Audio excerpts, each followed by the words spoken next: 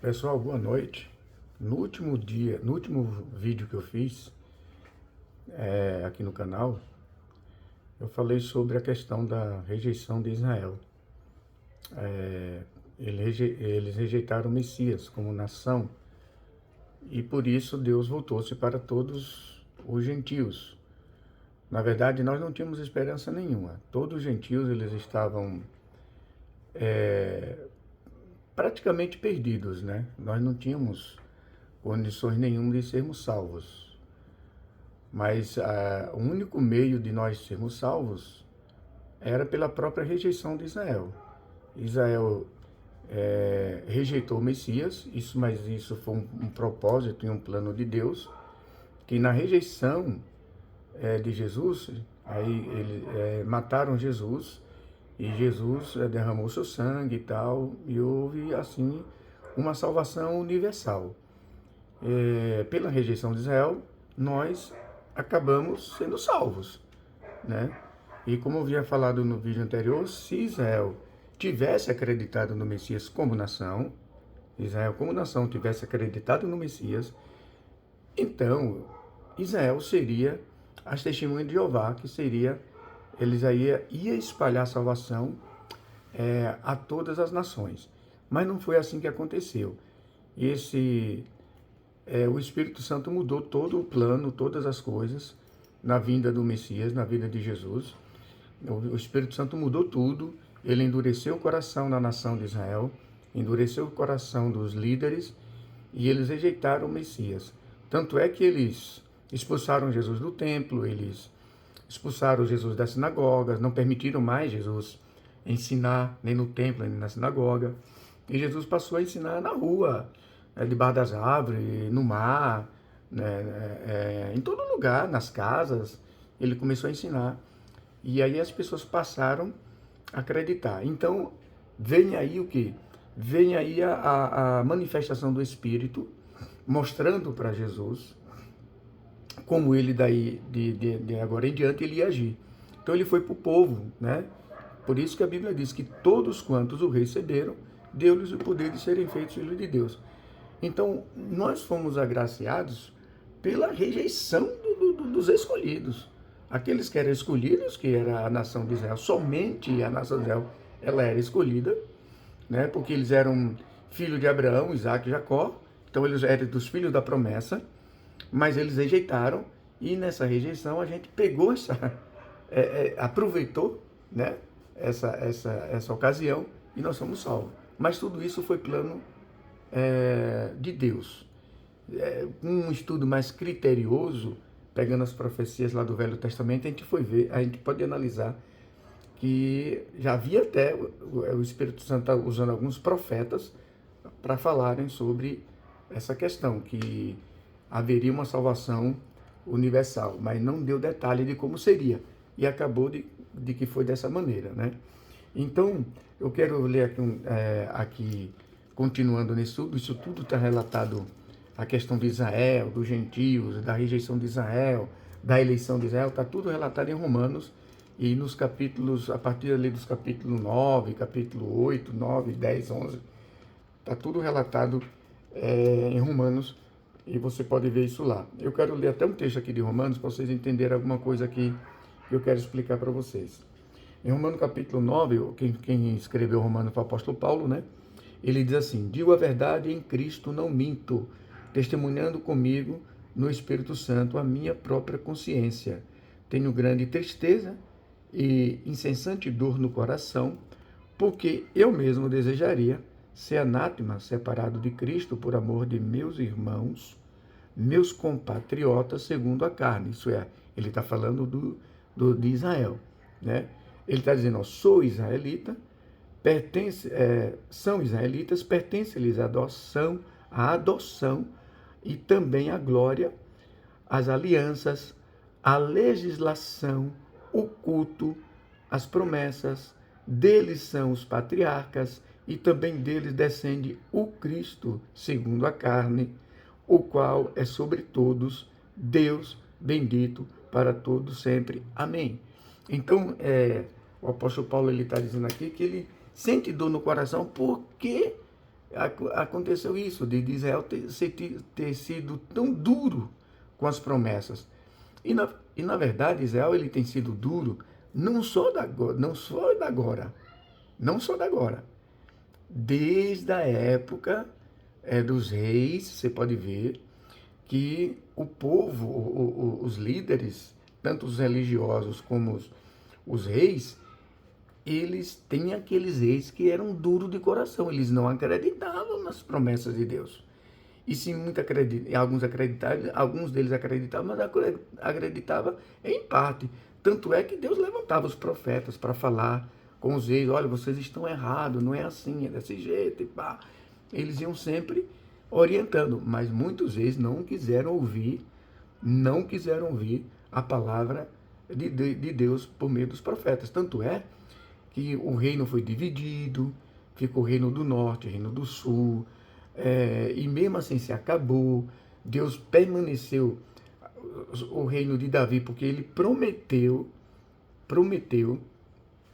que o reinado de Davi não teria fim, mas essa promessa de Deus para o reinado de Davi, que não teria fim, que não haveria sucessor do trono de Davi, Deus, se você for fazer um estudo criterioso, você vai entender que ele estava falando ali, não era o Israel carnal, não era o Israel território, né? Mas era o Israel espiritual, era aqueles da fé. Por isso, irmãos e amigos, que o que importa hoje é a fé, é o acreditar em Deus, sabe? É você ter fé em Deus. Isso é o que importa, né? Isso é o que importa. Então, e para você ter fé, você precisa você precisa falar com Deus, né? Você precisa falar com Deus, você precisa ter a sua intimidade com Deus, que todo ser humano tem. Deus deu essa liberdade para que todo ser humano pudesse se chegar a Ele. Você pode ver, ó, interessante, tinha muita gente na época dos reis que tinha afinidade com Deus, que falava com Deus. E não era só os reis, mas toda a nação. Não sei se vocês se lembram de um senhor que guardou a arca de Deus, chamado Obed-Edom. Ele era um homem temente a Deus, que quando ele viu a arca de Deus, que tinha sido mandada embora pelos inimigos de Israel, né, que Israel tinha, eles ganharam a guerra sobre Israel, tomaram a arca da aliança, levaram para a nação deles. A arca da aliança trouxe problema para eles, trouxe doença, trouxe tumores, e eles descobriram que era a arca de Deus, e eles: não, vamos tirar essa arca daqui, vamos embora. E botaram a arca de Deus aleatoriamente nos carros de bois e levaram. E um senhor chamado Obed-Edom pegou e cuidou daquela arca, né? Olha como é que ele fez. Ele fez aquilo por fé, porque ele amava a Deus. Ele sabia que aquilo ali era um utensílio que Deus havia mandado Moisés fazer no deserto e guardar. E ele, com tanto amor no coração, ele pegou e começou a guardar a arca. Então, isso foi oriundo de quê? De fé. Então, e a fé não é um privilégio só da nação de Israel, só dos israelitas, não. A fé é um privilégio de todos. Então, Deus vem guardando, Deus vem em toda a história da humanidade, Deus vem olhando para aquele que tem fé, mesmo que você não seja um israelita, mas se você tem fé, Deus observa isso. Então, foi o que aconteceu. Com a rejeição de Israel, né? Deus endureceu o coração de Israel. Por quê? Para que todas as outras nações viessem a alcançar a salvação. Isso aqui é uma coisa fenomenal. Não é uma coisa de você, às vezes, entender de fio a pavio, mas é uma coisa de você precisar acreditar. Então, Paulo está dizendo aqui que ele dói muito o coração, porque os israelitas, os caras que pertenciam às alianças, que pertenciam à legislação, às leis, que pertenciam à ordem de culto, e tudo, foi tudo oriundo deles, e de repente acabou ali, parou ali. E parou mesmo, porque hoje não tem mais esses rituais que Israel fazia. Hoje não é preciso mais fazer esses rituais, foi tudo mudado, foi tudo dado uma nova cara, foi tudo dado um novo passo, um novo caminho. Então Jesus ele trouxe uma revolução de fé, uma revolução de religiosidade, de maneira de adorar. Ele trouxe tudo novo, tudo novo. Você pode ver que Israel eles adoravam no templo e ele tinha aqueles rituais na adoração, né? Rituais na adoração. Né? Olha que coisa interessante, você precisa estar ligado, porque Deus, ele é, o Espírito Santo leva você a ter novas coisas. A própria Bíblia diz que ele faz novas todas as coisas. Então você tem que estar ali, ter sensível, melhor quero dizer isso, que o seu coração esteja sensível, sua mente esteja sensível a mudanças. Porque Deus ele faz mudanças, ele faz nova todas as coisas. E foi isso que ele fez. Quer dizer, Jesus ele veio cumprir todo o ritual, toda a lei, né? E Jesus cumpriu toda a lei de Moisés, Jesus cumpriu. Ele cumpriu o ritual tudo direitinho. Até na hora da cura dos leprosos, que ele manda ir ao sacerdote. Vai aos sacerdotes, vocês estão limpos? Estão limpos. Então vai ao sacerdote, ele vai dizer agora o que vocês vão ter que fazer.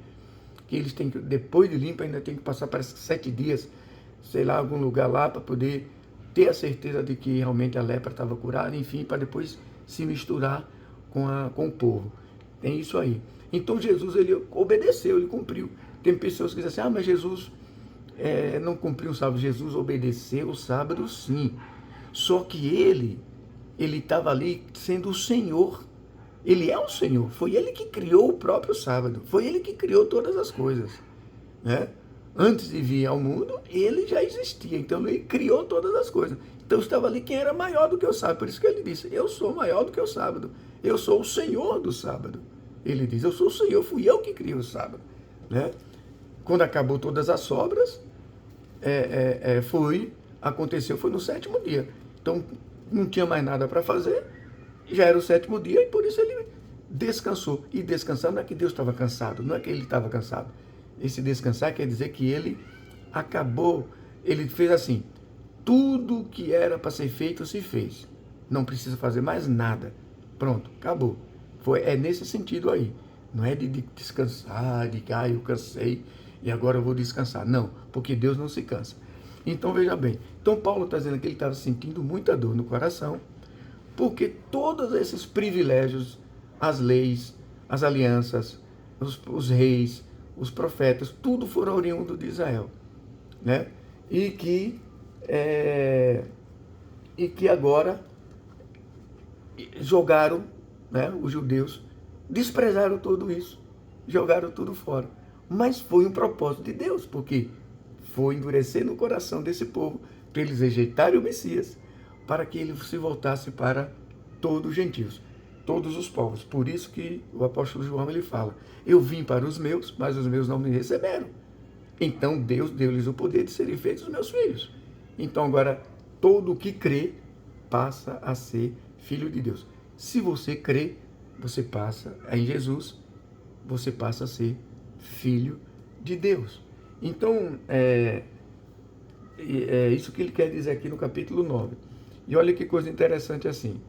Aqui a continuidade no capítulo 9, ele diz assim, e não pensemos que a palavra de Deus haja falhado, porque nem todos os de Israel são de fato israelitas. E é verdade, porque se lembra que quando eles saíram do Egito, os israelitas saíram do Egito, muitos que estavam no meio do caminho começaram a murmurar. A gente nunca vai chegar nessa terra prometida. Eles desacreditaram.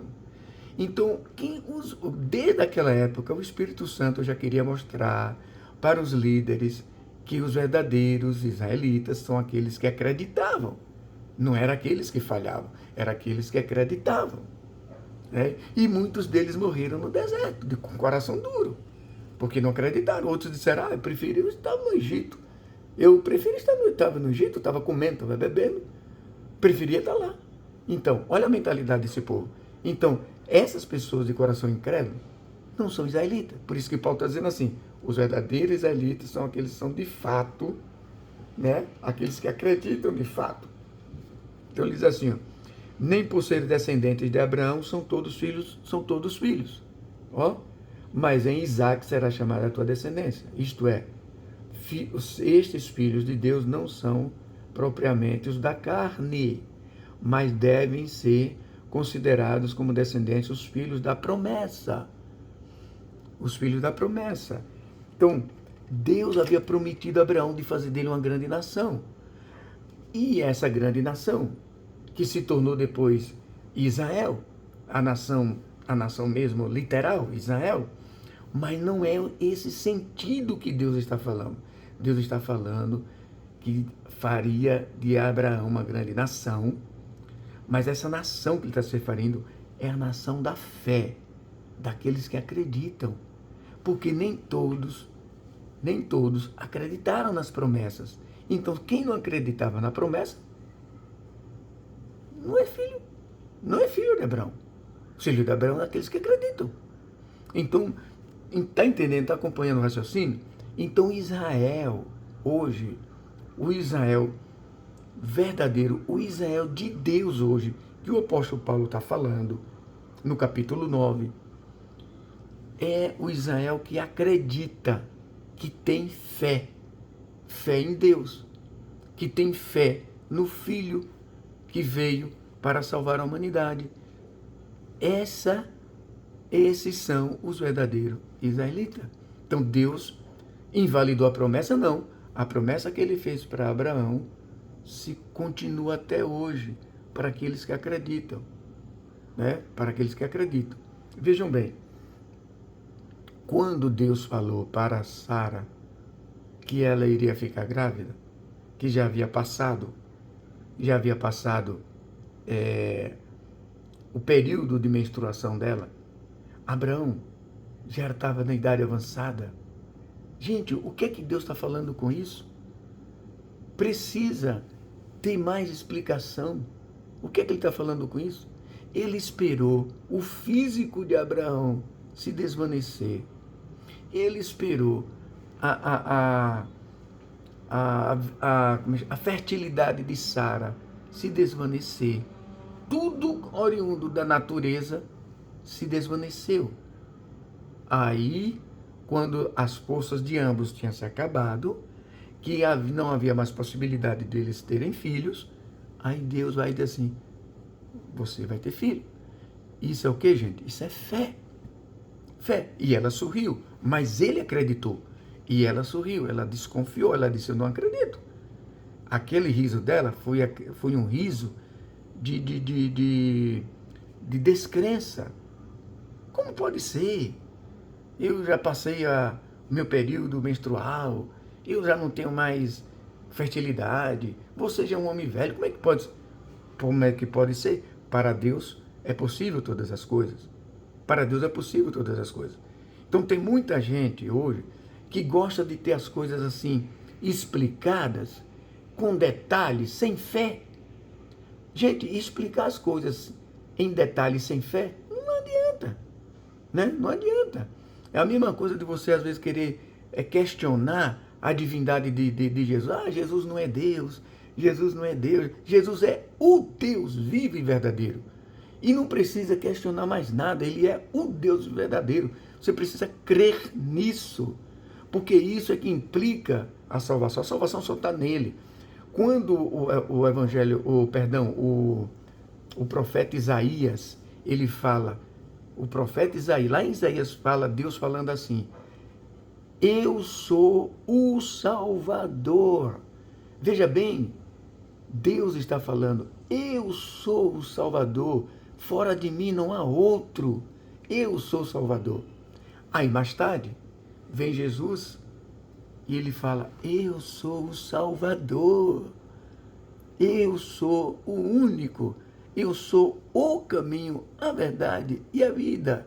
Ele está falando isso. Então, existe dois Salvador?